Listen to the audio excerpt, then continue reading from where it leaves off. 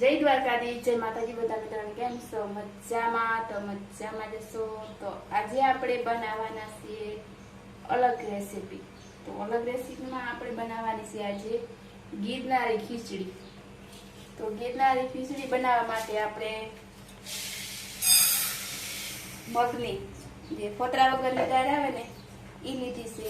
તો આપણે પૂણી વાટકી આપણી વધી છે એટલે પૂણી વાટકી આપણે ફોતરા વગરની જે મગની દાળ આવે એ લઈ લીધી છે.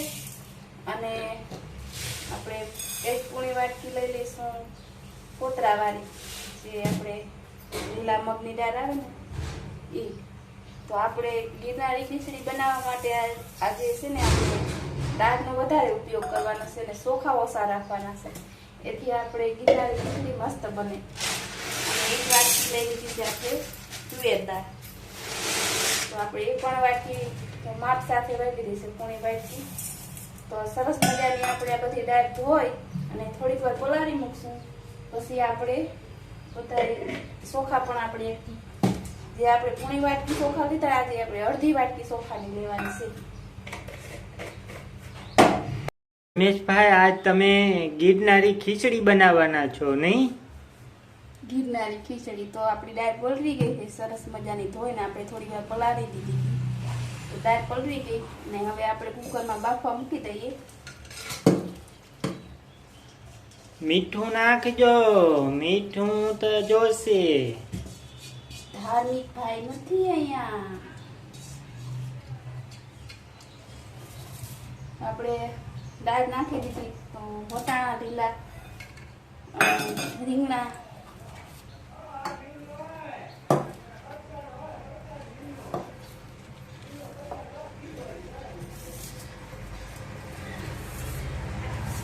અને બટેટા.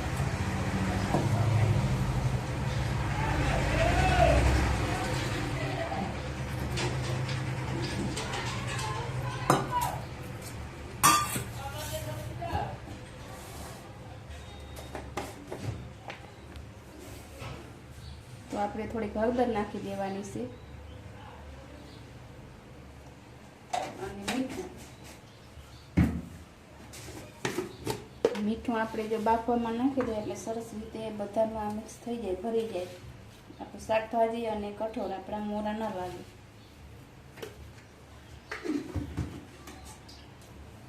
હવે નાખી દઈએ આપણે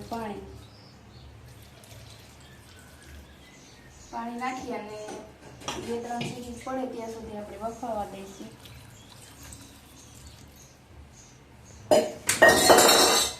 જે આપણે ચોખા નાખવાના બાકી રહી ગયા ગ્લાઈઝર ચોખા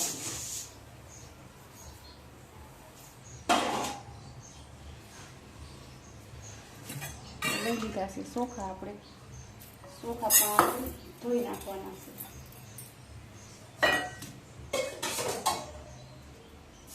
જો આપણે ચોખા વધારે નથી તો આપણે ગિરનારી ખીચડીમાં વધારે પૂરતો કઠોળ અને શાકભાજીનો જે ઉપયોગ કરવાનો છે.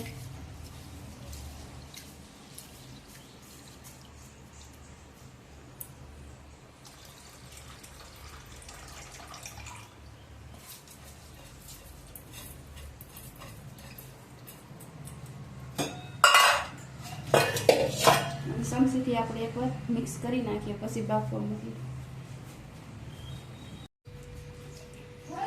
ના ઢાલો. તો આપણી ખીચડી જોઈ શકો સરસ મજાની બફાઈ ગઈ. હા, સરસ આખી કાંઈ ચોખા કે કાંઈ આખું નથી દાળ. હવે મેદા જેવી બફાઈ ગઈ છે. હવે આપણે કરવાનો છે મસાલો. તો જો આપણે આદુ, લસણ, ફુદીનો અને લીલા મરચાં એ આપણે કૂટેડી લીધા છે. સરસ મજાની પેસ્ટ બનાવી લીધી. તો એમાં નાખી દઈએ આપણે 2 ચમચી ધાણા જીરું મસાલો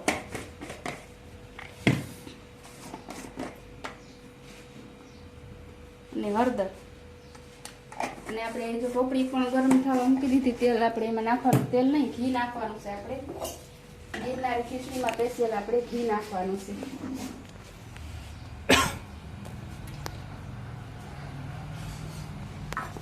અમે ઘીમાં ખીચડી પકાવીને ખાઈએ છીએ. ના, આ સ્પેશિયલ ખીચડી ઘીમાં, ગિરનારી ખીચડી ઘીમાં વઘારવાની હોય. તો તો આપણે ઘી ગરમ થાય ત્યાં સુધીમાં આપણે આ મસાલા તૈયાર કરી લઈએ. તો આમાં નાખી દઈએ આપણે ચટણી, હળદર અને ધાણા જીરું મસાલો નાખ્યો હતો એટલે આપણે હવે ચટણી નાખી દેવાની છે.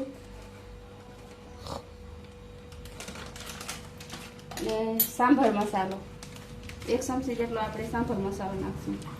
ગિરનારી ખીચડી માટે સાંભર મસાલો બહુ સારો, કારણ કે એનાથી બહુ મસ્ત સ્વાદ આવે છે.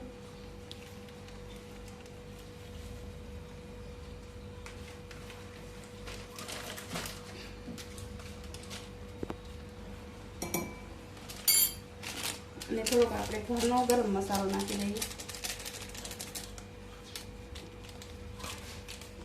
મીઠું આપણે બાફવામાં નાખી દીધું હતું એટલે જરા મોરું લાગશે, તો ખીચડી આપણી મોરી લાગશે તો એમાં પાછું આપણે ઉપરથી પણ નાખી દઈશું.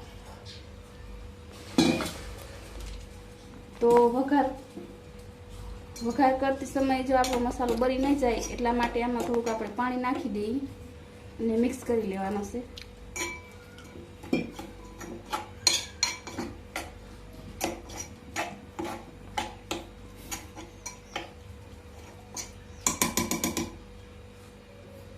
પછી કલઈ ઘી ગરમ થઈ ગયું હોય તો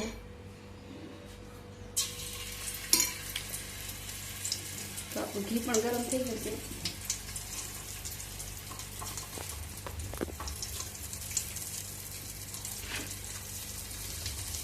એમાં નાખી દઈશું આપણે રાઈ,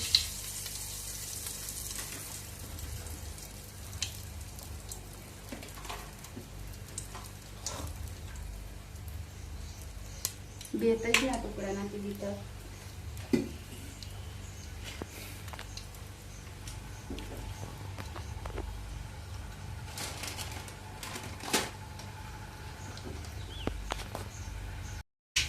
એક ચમચી જેટલું આપણે જીરું નાખી દેવાનું છે.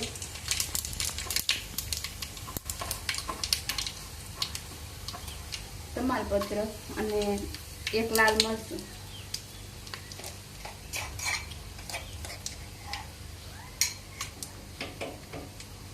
જે આપણે મસાલો બનાવ્યો હતો એ નાખી દેવાનો છે અને ગેસ આપણે આ ધીમો રાખવાનો છે.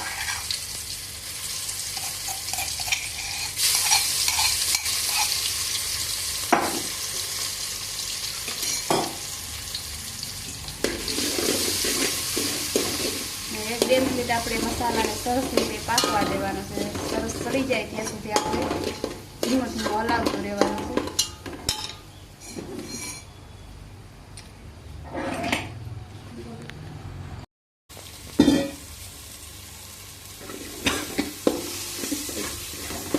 તો આપણો મસાલો પાકી ગયો છે. એમાં નાખી દેવાનું છે આપણે પાણી, 1 કળશ પાણી નાખી દેવાનું છે.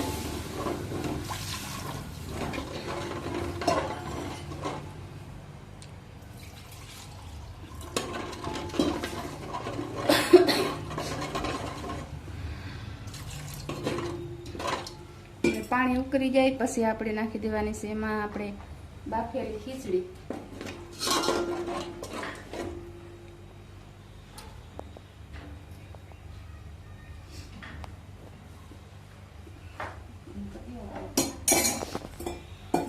વઘારમાં પાણી નાખ્યું હતું એ ઉકળી ગયું છે. હવે આપણે એમાં નાખી દેવાની છે ખીચડી.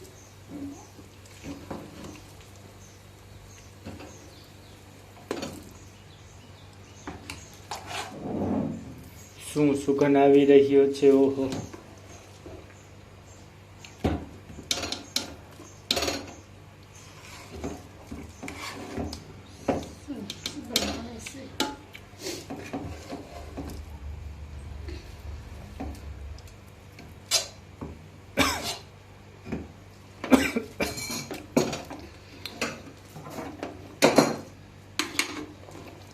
હવે સારી રીતના આપણે મિક્સ કરી લેશું બધા મસાલા એ રીતે આપણે ખીચડીને મિક્સ કરી લેવાની છે.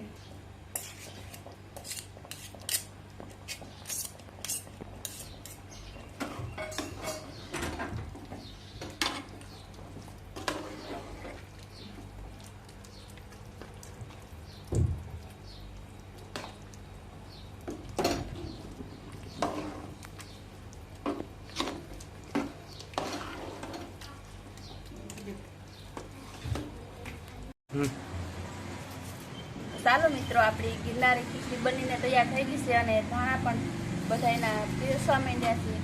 તો ચાલો બધા ખીચડી વઘારેલી ગિરનારી ખીચડી ખાવા મારા ઘરે. અને વિડીયો ગમે તો લાઈક, શેર અને સબસ્ક્રાઈબ જરૂર કરી દેજો. તો ફરી મળીશું એક આપણે નવા વિડીયો સાથે. ત્યાં સુધી બધા મિત્રોને જય દ્વારકાધીશ, જય માતાજી, આવજો. તો જો જૂની અહીં બધી તૈયારી થાય છે અને આ નિંદરારી થાય છે અટાણામાં